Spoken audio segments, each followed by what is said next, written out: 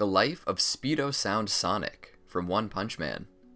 Speedo Sound Sonic, more commonly called Sonic, is a recurring villain and occasional anti-hero. He first appeared as a bodyguard hired by Zeniru. He is a former member of the 44th graduation class of the Ninja Village, nicknamed the End. Sonic is one of the few people aware of Saitama's true strength and is a self-declared eternal rival of him. Welcome to the Amagi. In today's video, we're going over the life of Speedo Sound Sonic. Before we begin, we publish a new video every day, so be sure to subscribe to our channel and ring the bell to get notified about our latest videos. The Amagi's reach stretches beyond just this channel, so if you're a fan of us, please consider subscribing to our other channels and following us on all our social media.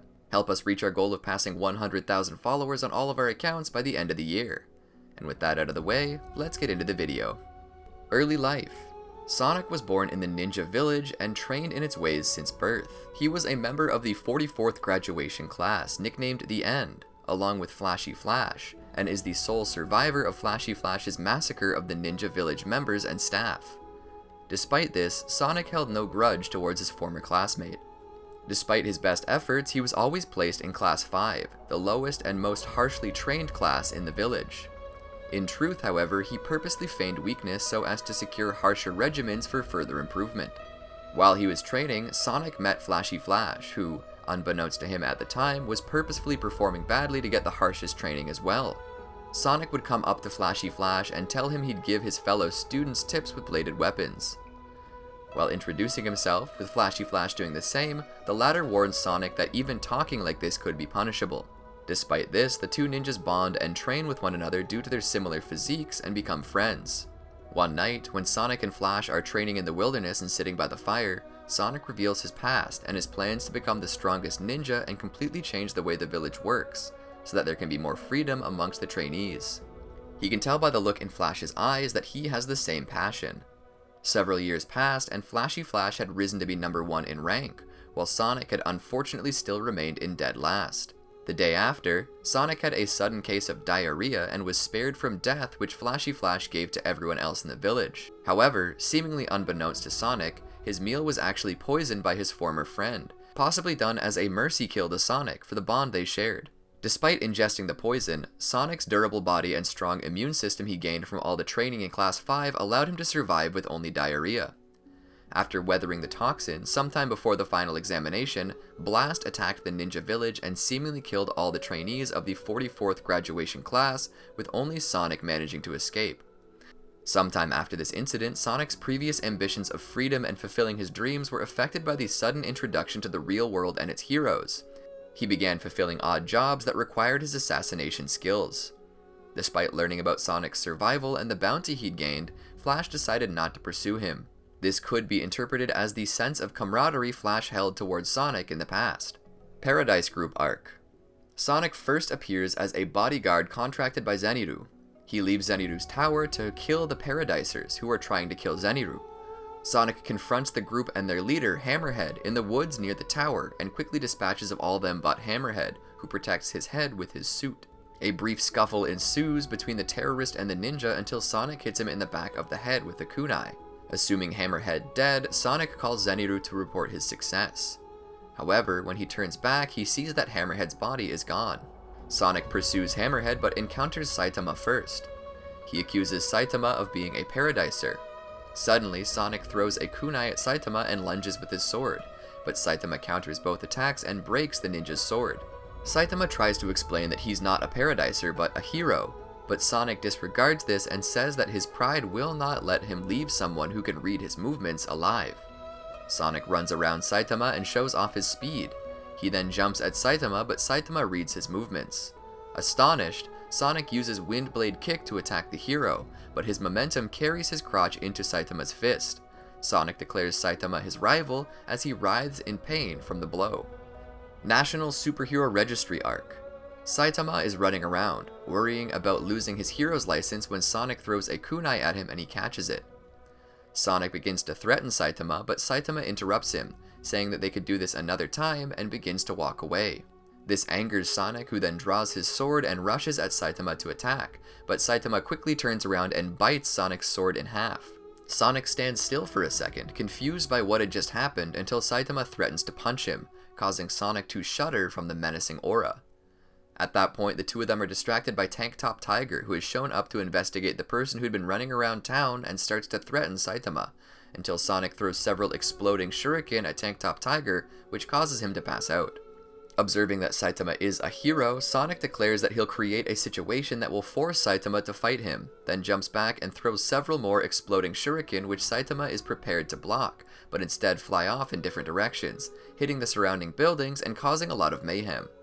Sonic continues to do this until Saitama jumps up behind him and chops him in the back of the head, which throws him to the ground hard enough that it leaves an impression of his gleeful face in the pavement. Sea Monster Arc. Sonic escapes from prison when Puri Puri Prisoner broke out to save J City from the Deep Sea King. Sonic watches the fight between Puri Puri Prisoner and the Deep Sea King and notices that Puri Puri Prisoner was acting tough and is struggling, and thought that he could take out both of them with ease. After the Deep Sea King defeats Puri Puri Prisoner, he annoyed Sonic, which made him want to fight the monster. Deep Sea King attempts to punch Sonic, who easily dodges, causing him to attack Sonic several more times, with the ninja dodging the attacks and eventually landing a kick on Deep Sea King's face.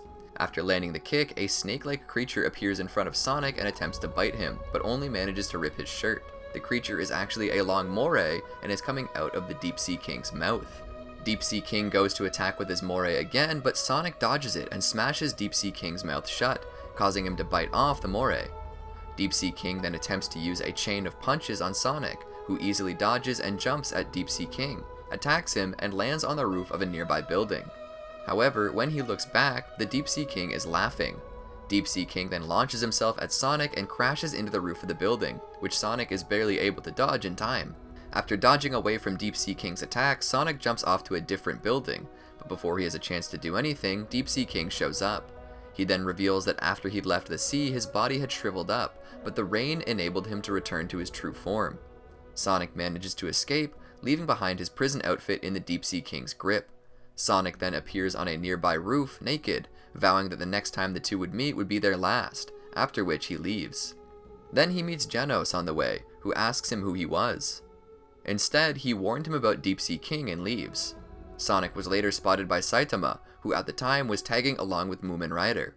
Sonic returns later on with his full ninja outfit, prepared to fight the Deep Sea King once more, but it's too late, as Saitama had already eliminated the monster. Alien Conquerors Arc. Sonic was listening to the radio in his hideout about the destruction of A City, as he was polishing his sword. After the alien invasion was over, leaving the trace of their technology parts from the ship, Sonic investigates the metal wall that was punched by Saitama to get out of the wrecked ship. Garou Introduction Arc.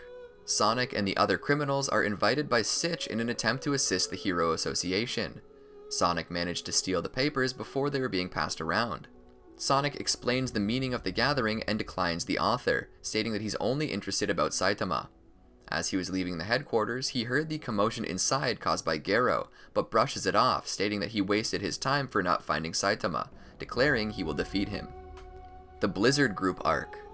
His persistence to beat Saitama continues as he went to his place in order to challenge the hero once more.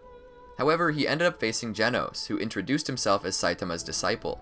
They begin their battle and are shown to be on equal footing. Genos couldn't catch up with Sonic's speed, but his attacks weren't hurting Genos either. Genos attacks him again, but Sonic evades. The impact caught Fubuki, who was fighting Saitama at that time, but he quickly got between Fubuki and the explosion. Sonic retaliates with exploding shuriken, but is still unable to hurt Genos, who then manages to cut off Sonic's top knot. Saitama stops the two of them from fighting each other and then accepts Sonic's invitation to a fight. Sonic reveals his newly learned technique, 10 Shadow Burial, but still questioning whether he can beat Saitama.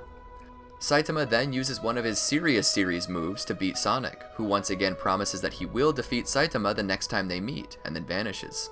Monster Association Arc. While training, Sonic is attacked by two ninjas that are later revealed to be his seniors, Gale Wind and Hellfire Flame. The seniors tell him that they've joined the Monster Association and give him a monster cell, encouraging him to become a monster by ingesting it. Thinking he can beat Saitama if he gains the power of a monster, Sonic cooks and eats the cell. However, Sonic gets a stomachache afterwards.